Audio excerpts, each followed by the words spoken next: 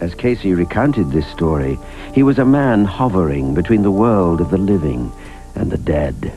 Well, when these elevator doors parted, he noticed that there were not the particular color patterns surrounding these people. Going down. He instantly knew he wasn't going to get on the elevator. The cable on the elevator snapped, and all of the people that were in the elevator were subsequently killed.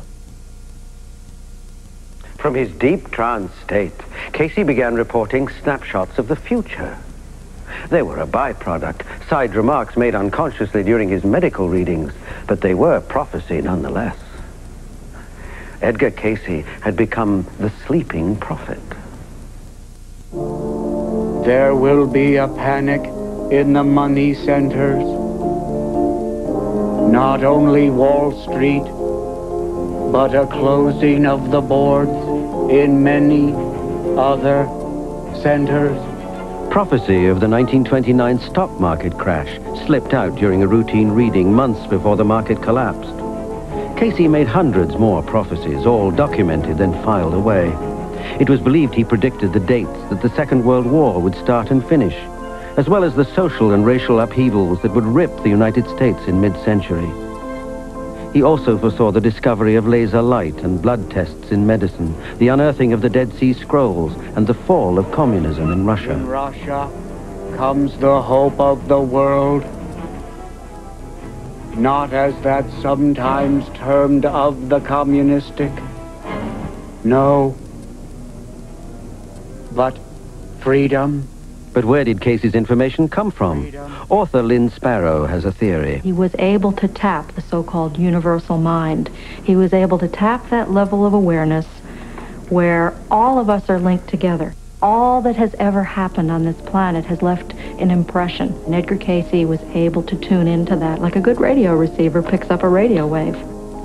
The earth will be broken up in the western portion of America.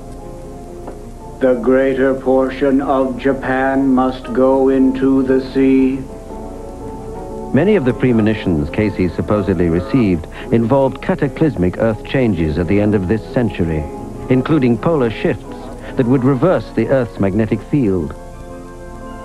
There will be a shifting of the poles so that what has been a frigid land will become the more tropical. There were readings that pointed to change that would be big enough so that the Great Lakes emptied directly into the Gulf of Mexico, changes in the general sea coastlines. What is the coastline now of many a land will be the bed of the ocean.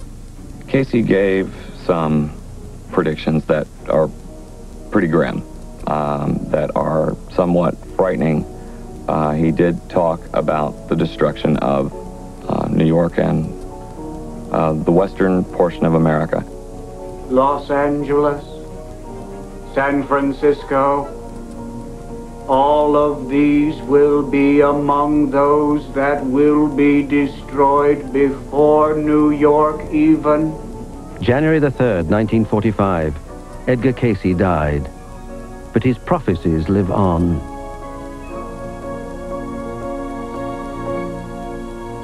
They used to bring the mail in trucks, and the telephone would ring until he had to get an unlisted number. He would get telegrams, and people would just begging him for readings. They would say, my wife's dying, my daughter's dying, nobody can help her. You've got to help me. What can you do, please? You know, it was just a tremendous pressure.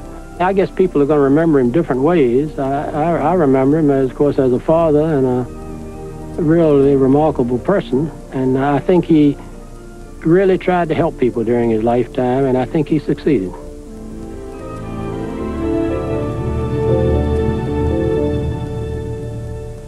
Edgar Cayce's 14,000 readings, archived at the Association of Research and Enlightenment Library in Virginia Beach, Virginia, are still the subject of study by scholars and scientists. Cayce's gift demonstrated that seeing into the future was not a skill to be learned. Prophets aren't taught. They're seemingly chosen.